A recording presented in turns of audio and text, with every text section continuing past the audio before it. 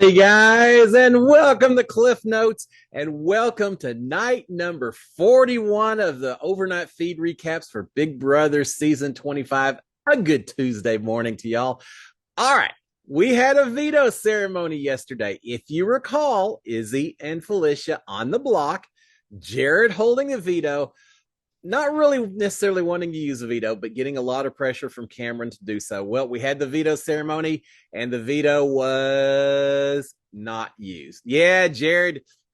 I knew Jared would listen to his mom as she convinced him not to use it. He did not use it. So come Thursday, unless there's some kind of weird jury twist or something going on we don't know about, but come Thursday, we should have either Felicia or Izzy leaving the house. Right now, it appears that Izzy has the votes to stay. But we saw a lot of campaigning last night. Some people that are starting to see a bigger picture and get a little bit worried about who's in the house and things like that. So it's Tuesday. We've got till Thursday. A lot of things could change. Right now, it looks like Izzy is safe, but I could see it flipping. Of course, I could see it flipping this season with this house. So we'll see what happens over the next couple of days. So with that being said, there were a lot of conversations. So let's get right into the feeds themselves. We'll start with a few of us. We got Matt and Izzy talking to each other. Izzy's doing a lot of talking, especially when she's on the block. Even when she's not, she does a lot of talking, but certainly now she's doing a lot of talking. So we've got Matt and Izzy talking to each other. Matt is saying that he's going to tell Cameron that he's going to vote with the House, which means voting to save Izzy, and just let Cameron know that's the way the votes are going to go in case Cameron's thinking otherwise. So we've got that. It does seem right now, at least, that Matt is leaning towards keeping Izzy in the house, which is not a huge surprise knowing how tight Matt and Cirie are with each other as well. All right, we've got Corey and America talking with each other. Corey is telling America that Blue had told Izzy about America and Blue and Jag forming a potential alliance.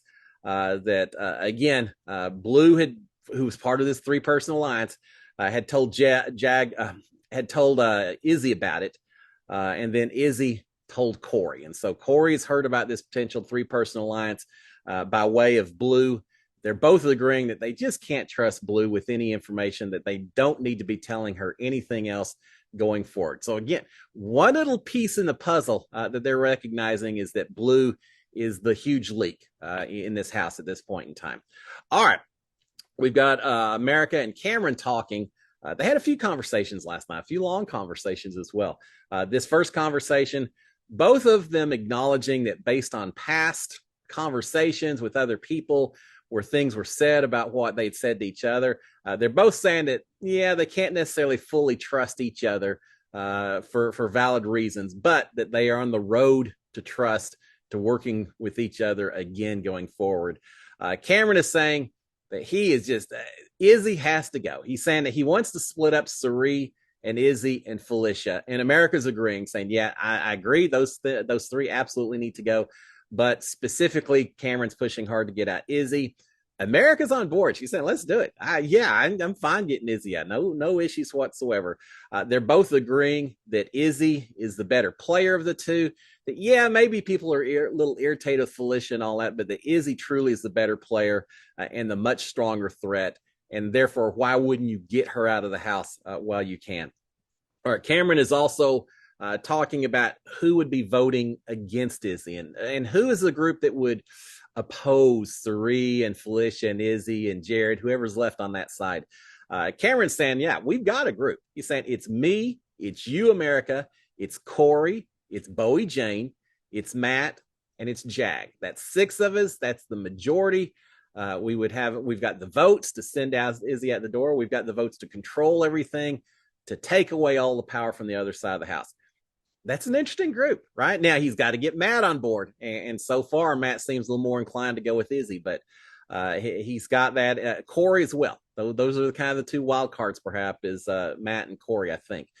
We'll see if he can consolidate his power. Now the problem is Cameron's got a good idea, but Cameron doesn't have any more power at this point in time. So this group's going to have to come together organically and not just because of a threat of an HOH and nominations and things like that.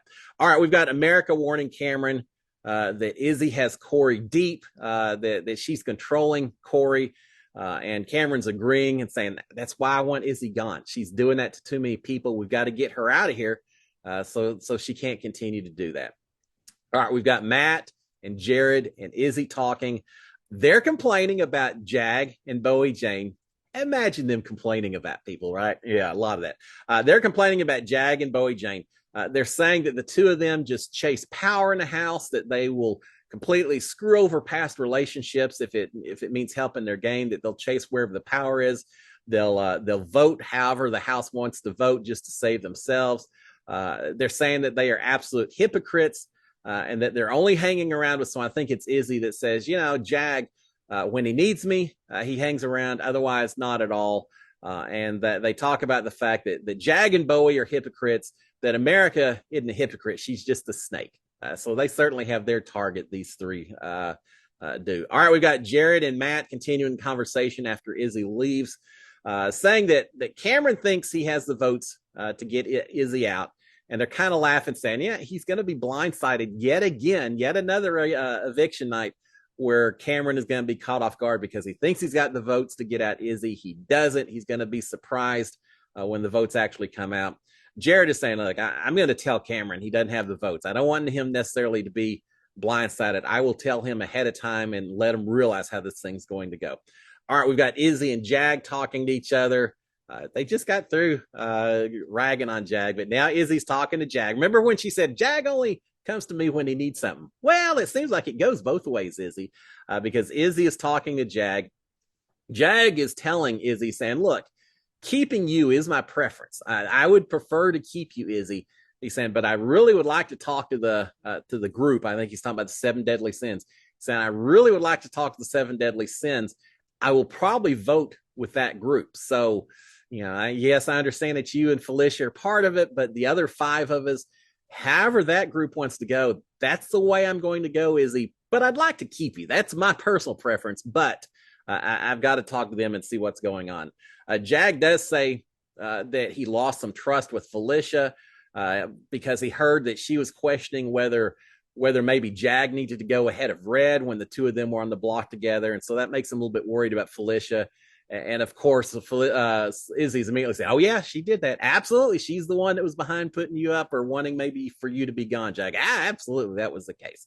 All right. We've got Cirie and Felicia are finally through being kayak buddies, and they were tired of it. I think they thought that was funny for about the first hour. And after that, not so much fun. They felt like they lost out on a lot of conversations, a lot of strategy talk and everything else. So they're done. Everyone is cheering that the two of them finally get to be apart from one another. They're cheering that they finally get to talk to strategy with the two of them independently. And sure enough, Izzy immediately grabs Cirie. I mean, she almost hadn't even stepped out of the kayak before Izzy already had grabbed hold of Cirie, and they're immediately plotting and strategizing and everything else. Izzy's thinking that she's got the votes to save herself, and she's telling Cirie that she thinks that the votes she has to protect her are going to be Cirie, of course, Cirie, Jared, of course, Cirie, Jared, Blue, Corey, America, and Matt. America, not so sure about that, Izzy. But we'll see. So she thinks that she's got at least 6 votes at this point in time. And I think at one point she's worried about Jag. She's pretty sure that Nicole and Bowie Jane are going to vote to save Felicia. She's worried about Jag. And I think it's at this point that Cirie says, yeah, don't even worry about those 3. If you've got these 6, then you're good. All right, we've got Jared and Cirie and Matt all talking with each other. Matt is confirming to these two, at least saying to their face that he's going to vote to save Izzy.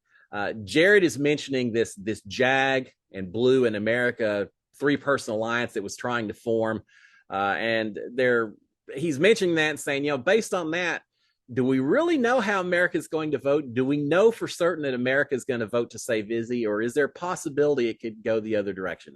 They're seeing a little uncertainty at this point all of a sudden.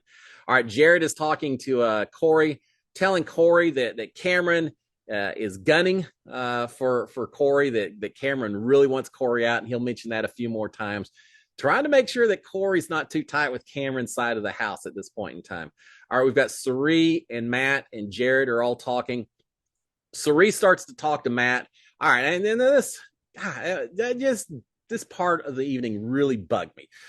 So again, think about it. Cirie and Matt and Jared. Felicia had been in the house, in the room, the comic room. She said, "I'm gonna go talk to Cameron." So she leaves. Just as she's leaving, Matt comes in. Jared and Cirie were getting ready to talk. Matt comes in. Then Jared jumps up to get some lotion for his hands or something. Anyway, you end up with Matt and Jared and Cirie in a room together.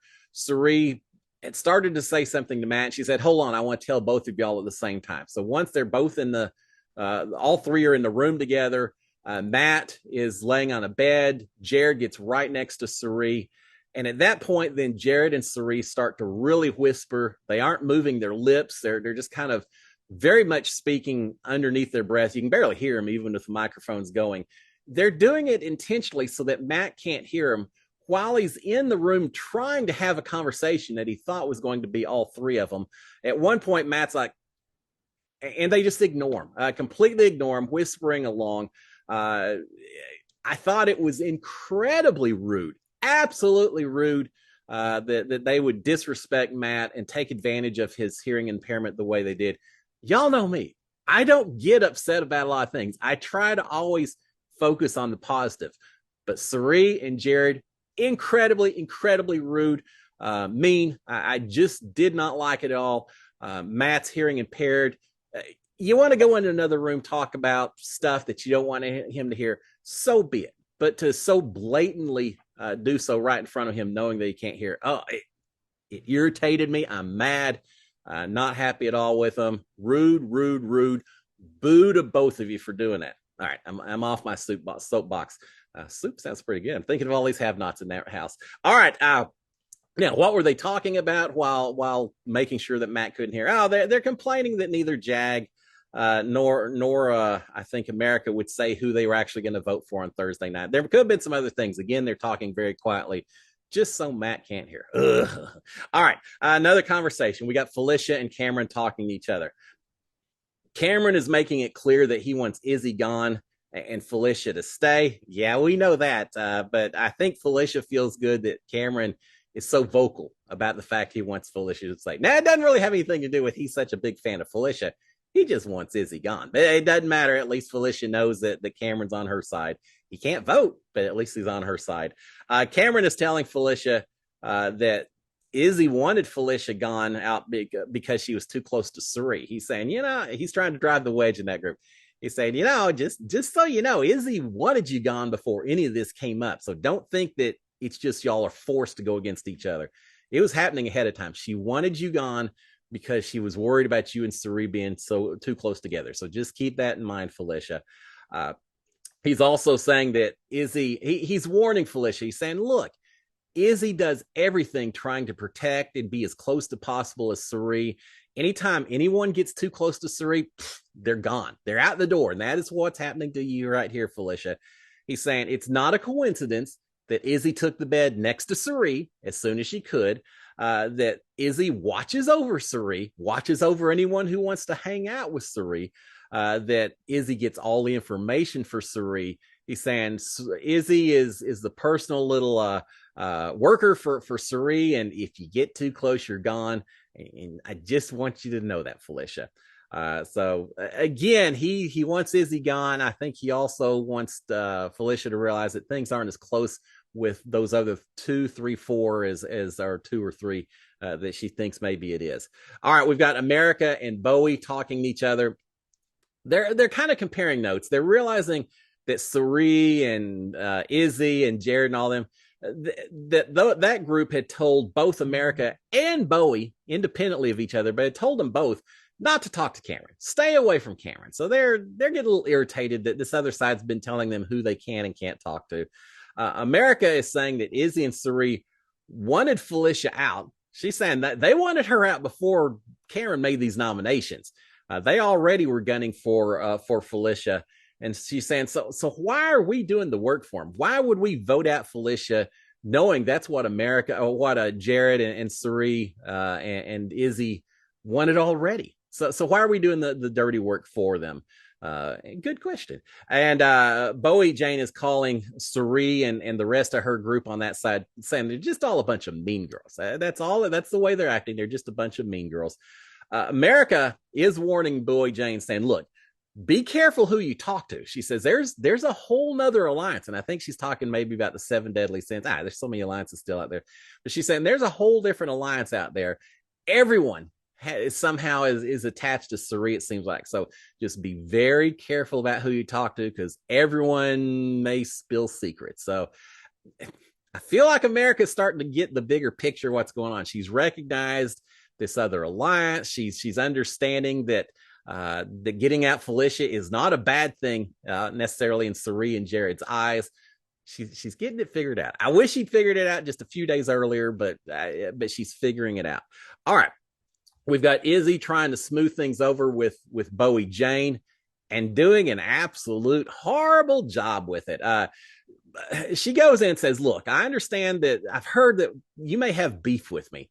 And Bowie Jane saying, "Yeah, no, I don't really have beef with you. I just think you've been kind of standoffish to me." But she's saying, "If I had beef with you, I'd tell you. I'm kind of straightforward like that, Izzy. So no, I don't have beef with you. I just feel like you kind of been just not really interested in talking to me and kind of just looking the other way when I walk in the door and all that." So she's kind of laying it out there.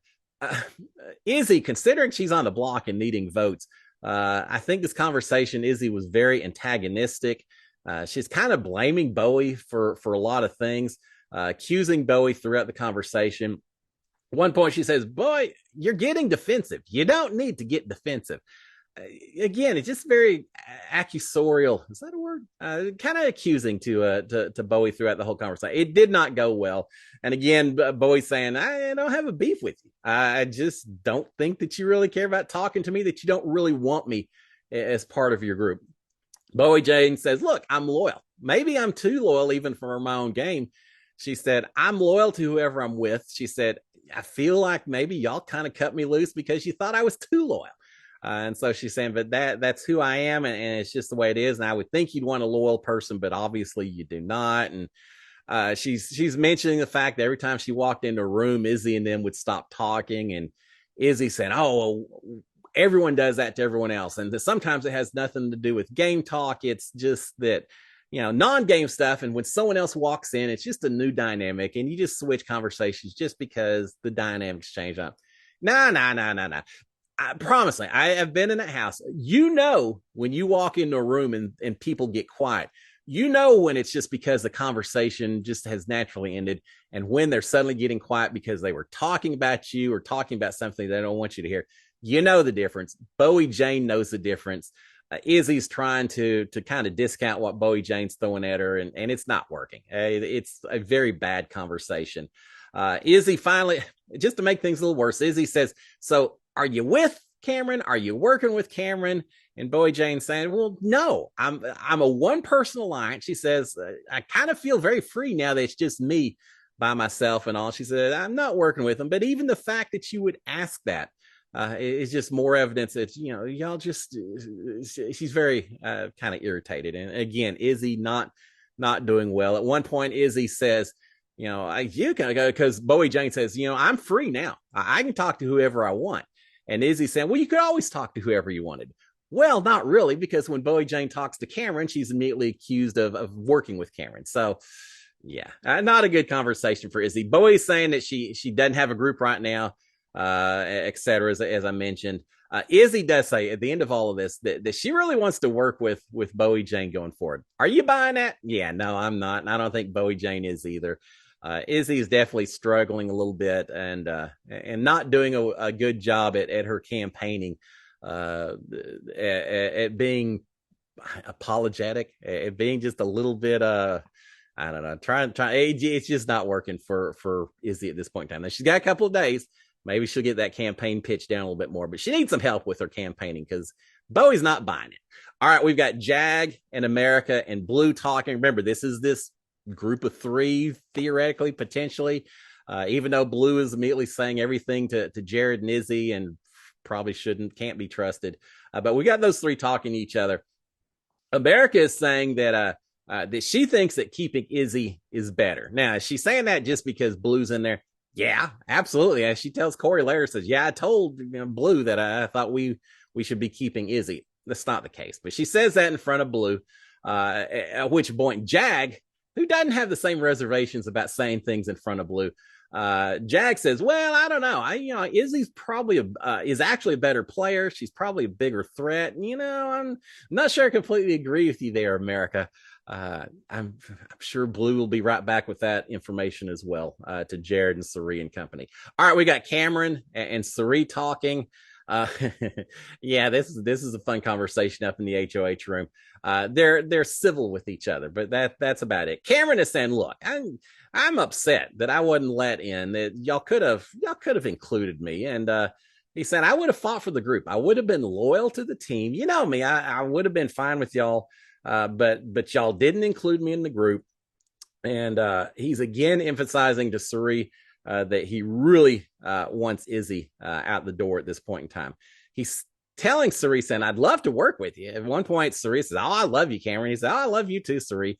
But he tells her, he says, "I would love to work with you, but in all honesty, I don't see a path going forward with you and me as long as Izzy's in the house. Once she's gone, then let's talk, see what we can do. But I cannot work with Izzy, and as long as you're tight with her, it is what it is." Cirie doesn't really comment one way or the other. She says, "Look, give me time to think about this, to decide." She says, "I don't want Izzy spiraling.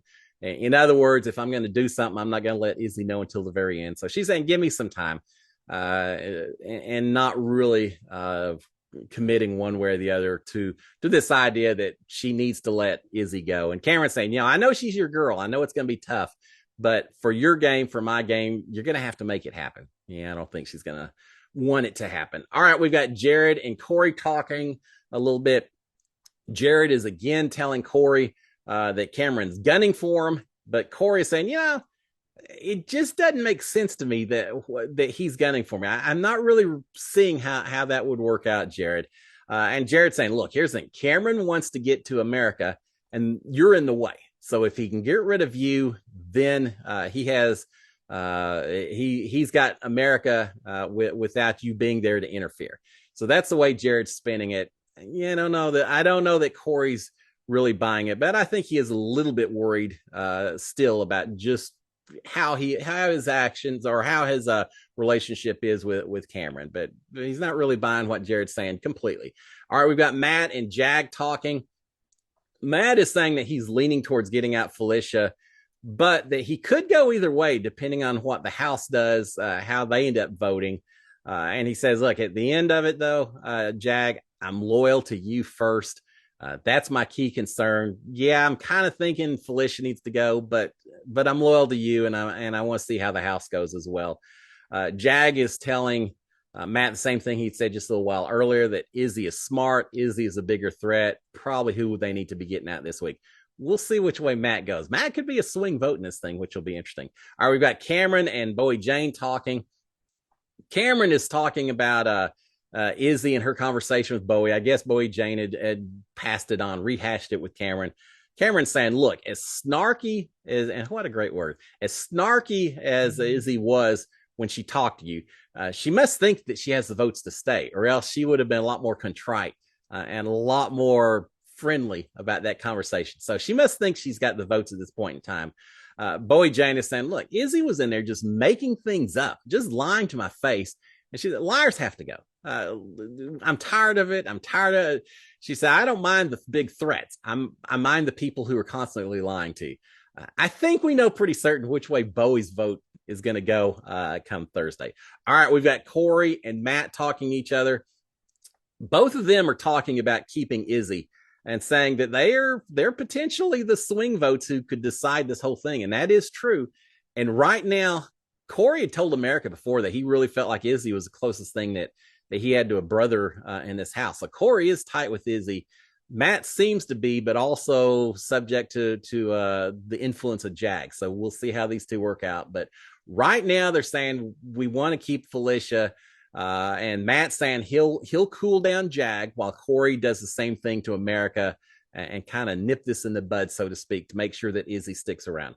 All right, we've got a long conversation between America and Cameron up in the HOH room. They're rehashing the whole thing a while back when Red got so upset with Cameron, and Cameron never really knew exactly what the issue was with it. But it seems like Cameron is now understanding. America knows what was going on. She's explaining it to Cameron. She's saying, "Look, my understanding is that Jared was putting up Red, and that you went in there and you volunteered to go up against Red so that you would make sure that he went home, and that's why Red got so upset with you and led to all of this." And Cameron's now saying, yeah, no, that's not what happened. But now Cameron is understanding that really it's based on what Jared said occurred, which led to that big fight between Cameron and Red and all that. So Cameron's now a little bit more understanding what led to that whole issue, and understanding that Jared was to blame. He's thinking that Jared told Blue about that conversation, who then told Izzy, and then Izzy told Red, and that's how Red found out about it. Now, the reality is, and he tells America this, he says, no, he says, I was told that Red was going up, that I was going up. And he said, I never volunteered to go up. I never said I wanted Red gone. I was told it was going to be the two of us against each other. That's the way it happened. America at this point is trying to convince Cameron about Jared's relationships. She's saying, look, Jared's close with Blue. I mean, they're showmances on that. She's saying, but Jared is much closer to Izzy than even with Blue. That's the type connection that you've got to be worried about, Cameron. He's not really buying it at first, but I think he starts buying it a little bit later. That yes, Jared and Izzy are close, and Jared's kind of has sabotaged a lot of what Cameron has done. All right, so which is interesting because they were such tight buds theoretically earlier in the week, right? All right, we've got America trying to convince now Cameron that he and not Red was the target last week. She continues that, saying, look, not only is Jared responsible for a lot of this stuff, but you were always the target. Red was just the pawn, but you were the true target, Cameron. Yeah, picture a little fuzzy. Sorry about that. But saying, look, you were the true target, Cameron. You always have been. You're going to be the target next week. Jared wanted you out, Cameron. That's all there is to it. She's saying that they sent Red home because Cameron's saying, well, if I was a true target, why did they send Red home? Why not put Red a jag up once I came off the block? And she's saying, no, you were the target, Cameron. Once you won veto, pulled yourself off, they sent Red home because they were afraid that you and Red would get back together. Red was collateral damage for their fear of you, Cameron, at that point in time. She says, people are lying to you, Cameron. They have been the whole time. She's saying, people don't trust me because I talked to you, Cameron. And she's saying people don't trust Corey because he talks to me and I talk to you. And she's saying that, Cameron, you are the beacon for everything that they are targeting. You're the one. You always have been. So she's really laying it out for Cameron. And at first, Cameron, no. And she just keeps going on. And I think by the end, Cameron says something like, well, that's interesting. And I'll have to keep that in consideration. I think she's having impact. I think Cameron is starting to realize that maybe things aren't quite the read that he thought it was. That yes, he is target number one. Now, again, I wish she told him all of this. Oh, I don't know, Friday morning, perhaps. But I think she just now is getting the bigger picture as well. Cameron also, he's potentially an easy backdoor target next week. Is this all going to make a difference? I don't know. If nothing else, I think Cameron will give this information to other people and let more and more people see how this other group is operated and all that. We'll see how it works out. All right, America continues saying that everyone was saying Cameron was a target, and he's saying, well, who's everyone? And she's saying, everyone in the house agreed that you were the target, Cameron. There was no one that wasn't looking at you as the target until you won HOH, until you won veto. You've saved yourself, but you have been the target for everyone. And she's saying that they're planning to backdoor you next week, because he said something like, oh, you and me are going to be on the block next week. And she said, no, they're going to backdoor you. They're not going to give you the chance. You are going to be the backdoor target. You are going to go home next week, Cameron, unless you manage to get the chance to play veto, or, someone wins HOH. But she says the plan is to backdoor you next week. They finish all of that up with America basically begging Cameron, saying, please do not tell everyone. Don't tell Jared. Don't tell anyone all of this information. Just please stay quiet. And so we've got that. It was an interesting, revealing conversation. All right, we've got Jared and Blue in bed. Jared is complaining. He's saying that Cameron has gotten in Jag's head. He's saying that Cameron thinks he's so smart because he's been telling Jag that Jared has been talking bad about Jag. Jared follows that up by talking bad about Jag. Yeah, he's been talking a lot of bad about Jag. Blue is saying, look, if I win HOH, I'm going to put up Jag and Bowie Jane. I'm going after the two of them. Now, I guess the plan is still a backdoor of Cameron, but she's saying if I win HOH, those are my two targets that I'm putting up initially.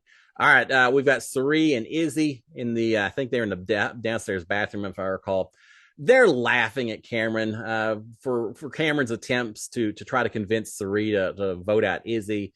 They're both saying, can you believe that? Yeah, no, yeah, it's just hilarious. So they are not taking that seriously at all. Izzy is rehashing her conversation with Cirie and saying, I told Bowie Jane that I knew that she and Cameron were working together, and she didn't even try to deny it. Nah, I don't really remember the conversation going quite like that. I think it was more her asking if they were working together, and Bowie Jane basically saying, why are you even asking me that? Why do you think you got the right to do it? But anyway, she's telling Cirie, I asked her, and she didn't even bother denying that they're working together. So yeah, we got that. All right, we got America and Matt talking. Matt is saying that he and Corey want to save Izzy. That's their plan right now. But America is explaining why Felicia is maybe irritating, but she's not really the threat in the house, but that Izzy is a much stronger threat. She's talking about Izzy's social game, Izzy's connections with everyone in the house, that she is just much better positioned and much tighter with Cirie and Jared, and all the reasons why Izzy is a much better, bigger threat in this game. They finish it up. Matt's still very non-committal, but Matt's saying that he wants to keep America's trust. He won't rat her out, sell her out. He's not going to say anything about this. He appreciates her telling all of this stuff, but he won't say a word about it. So we finish that up. And then finally, we've got America and Corey in bed. They're talking about the votes. America is telling Corey that Matt is now ready to vote out Izzy, because Corey says, Matt and I, we want to save Izzy. And she says, well, maybe not so much. Now Matt's thinking that maybe Izzy's a bigger threat, and that Matt may be willing to go the other direction. I don't remember Matt necessarily saying that, but, hopeful thinking on America's part. And I do think it could happen. It just hadn't happened quite yet. So she's telling Corey that, Matt's ready to go ahead and vote Izzy out as well. That quickly devolves into non-game talk, a little extracurricular non-game activity under the sheets, a little making out and things like that. And so they're enjoying the night a little bit. And then we finish the whole thing up by Matt having to walk around, take selfies with he and Josh Duhamel he still has spots on his board that he has to fill in. So he's still taking selfies. Finally calls it a night, gets in bed. I think all the house guests are in bed by 2:30 or so, Big Brother time. And there you have it. So in summary, Felicia and Izzy on the block right now, looking like Izzy's going to go home, but basically spearheaded by America, who's really pushing the agenda with support of Bowie Jane, maybe Cameron, a few others. Well, certainly Cameron as well. But really spearheading a push to maybe flip it, get Izzy out instead of Felicia. I think it's a possibility. They're not there yet. And I think it's all potentially going to come down to Matt and Corey, depending on which way they go. Depends on how persuasive America can be. I'd say it's a swing vote for Matt and Corey. It actually could be America, the one. How much influence does she have, and can she convince them to flip the vote? We're going to find out. We still have 2 days to go. That tells me we got about 40 flips that are going to be taking place between now and then, based on what we've seen so far. But it's going to be a fun couple of days. So guys, with that, y'all have a great Tuesday. I will be back tomorrow morning to let you know the latest conspiring and plotting that's going on in the house. Until then, my friends, SKD 143, cheers. Bye guys. Talk to y'all later.